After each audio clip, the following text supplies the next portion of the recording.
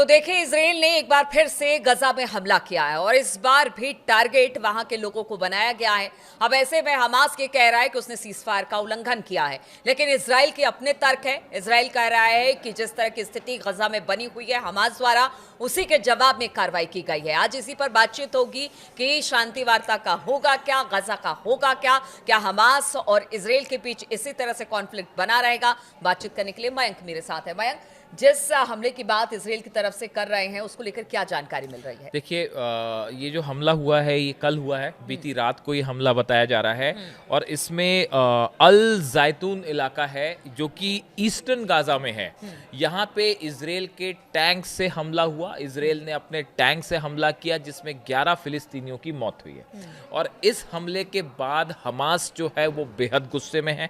Hamas के जो लड़ाके हैं उनकी तरफ से ये बयान आया है, हमास की तरफ से बयान आया है कि ये हमला सीज फायर का उल्लंघन है। इस सीज फायर को इजराइल ने तोड़ा है, इस तरह की बात हमास की तरफ से कही गई। देखिए, हमने अपना वीडियो बनाया था नीलू, हमने बताया था कि 72 घंटे में सीज फायर खतरे में पड़ जाएगा। और आज देखिए करीब चौथा पांचवा दिन है आज सीज फायर हुए। इस बीच में और देखा हाँ, है कि और सीज फायर जो है वो टूटने वाली नौबत आ गई है। इजराइल का हमला हुआ, 11 उसमें मौत है। और सबसे बड़ी बात है कि इसमें 7 बच्चे शामिल हैं, जिसको लेकर सबसे ज्यादा आलोचना हो रही है कि 7 बच्चे जो है वो इस हमले में मारे गए हैं। हाँ, और महिलाएं भी हैं और 7 बच्चे भी इसमें शामिल हैं। अब देखिए, उसके बाद जो खबर, जो बयान इजराइल की हमास की तरफ से दिया गया है उसमें ये कहा गया है, according to Hamas the Israeli occupation forces fired a tank shell directly at the family vehicle as they attempted to inspect their home, killing 11 members including 7 children and 3 women. 3 महिलाएं हैं। इन्होंने बताया कि टैंक से, जो हमास ने बताया कि टैंक से जो है ये फायर किया गया शेल, और वो एक रिहायशी इलाके में एक व्हीकल से जाके टकराया जिसमें हमले में 11 लोगों की मौत हुई है, जिसमें 7 बच्चे हैं और 3 महिलाएं शामिल हैं। और हमास का कहना है कि the group called the attack a fully deliberate crime, कि ये जानबूझकर हमला किया गया। ये कहना है हमास का कि ये निशाना बना के जो हमला किया गया ये जानबूझ के हमला किया गया है। और इजराइल की तरफ से जो पहले पॉलिसी चल रही थी उसी को आगे बढ़ाने की ये कोशिश है। इसके साथ ही इन्होंने ये भी कहा है कि this massacre comes with in the context of the occupations continuous violation of recently reached cease fire agreement. जो सीज फायर एग्रीमेंट हुआ इसका पूरी तरह से वायलेशन है, ये हमास का कहना है। और हमास की तरफ से ये भी बयान आया कि अगर ऐसा हमला होता है, जारी रहता है, तो इजराइल को इसका जवाब भी दिया जाएगा। यानी आप देखिए, जिस सीज फायर की को हुए अभी सिर्फ कुछ दिन हुए हैं, जिस सीज फायर को लेकर ये कहा जा रहा है कि अभी उस पर सेकेंड दौर की बातचीत कुछ तय नहीं है। हमास के हथियारों को छोड़ने को लेकर ट्रंप के बयान आ रहे हैं, नेतन्याहू के बयान आ रहे हैं, हमास हथियार छोड़ने को राजी नहीं है। इस बीच में इजराइल का ये हमला होना इस बात को बताता है कि गजा में ज्यादा दिनों तक शांति नहीं रहने वाली। ट्रंप ने जो वादा किया गजा के लोगों से या फिर इजराइल से या पूरी दुनिया से कि युद्ध खत्म हो चुका है और यहाँ से शांति की शुरुआत हो गई है, फिर किस बिना पर आखिर ट्रंप ने ये दावा किया जब पता है कि वहां पर हालात इसी तरह से बने रहे? कुछ ऐसे बिंदु हैं जिस पर बातचीत नहीं हो पाई है और आगे यही एक बड़ा मुद्दा बनेगी। यही बात शुरू से कही जा रही थी, यही बात ईरान की तरफ से कही गई थी कि ये जो प्रस्ताव सामने आया है, यही बात पुतिन की तरफ से कही गई थी।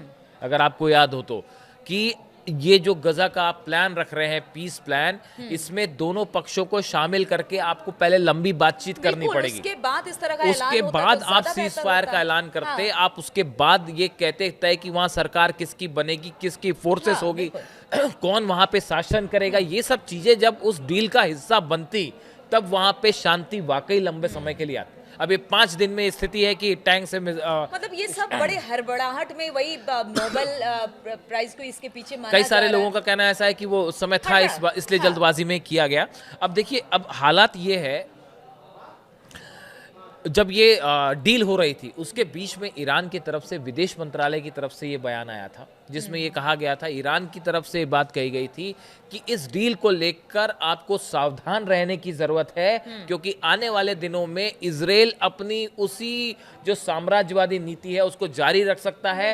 इजराइल धोखा दे सकता है और फिर से हमला कर सकता है। जिस दिन डील साइन हो रही थी हमास के साथ, जिस दिन डील पर सिग्नेचर हो रहे थे, उसके एक दिन पहले ईरान की तरफ से बयान आया था कि आप देखिएगा कि फिर से कहीं पलटवार ना कर दे। और जो बात कही गई ईरान की तरफ से, ईरान के विदेश मंत्रालय की तरफ से वो बात एकदम सच साबित हुई। और अब देखिए ये हमला फिर से उसी बात को बता रहा है, कुछ ना कुछ 11 लोगों की मौत। अब इसराइल में आप इसराइल के जो हमले हैं 70,000 से ज्यादा ऑफिशियल फिगर है, असल में बताया जाता है कि लाखों लोगों की गजा में मौत हुई है। ऐसे हालात में अब ये सीज फायर के बीच 11 लोगों की मौत। और दूसरी बड़ी चीज जो है वो ये है कि हमास के हथियार छोड़ने को लेकर और जो बंधक जिनकी डेड बॉडीज हमास के पास है, उसमें हमास का कहना ऐसा है कि वो अलग अलग मलबे में दबे हो सकते हैं जिसको खोजने में टाइम लगेगा। रेड क्रॉस की तस्वीरें आई हैं गजा से जो उन डेड बॉडीज को खोजने की कोशिश कर रही हैं। लेकिन इस बीच नेतन्याहू ने डोनाल्ड ट्रंप से फोन पर बात की है